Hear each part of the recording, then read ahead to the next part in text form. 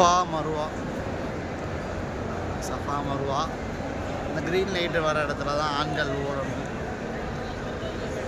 அது திரும்பி பார்த்தோம்னா மக்கள் லட்சக்கணக்கில் வந்துகிட்டே இருப்பாங்க.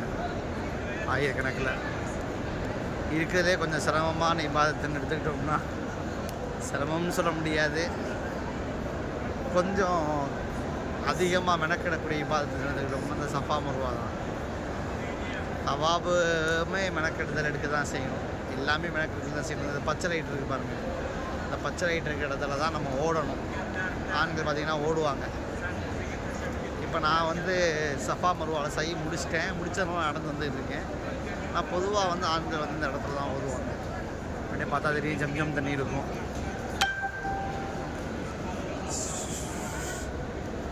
பாருங்கள் இந்த பச்சை லைட்டு ஓடுவாங்க, ஆண்கள் அந்த இடத்துல ஓடுவாங்க பார்த்தீங்களா.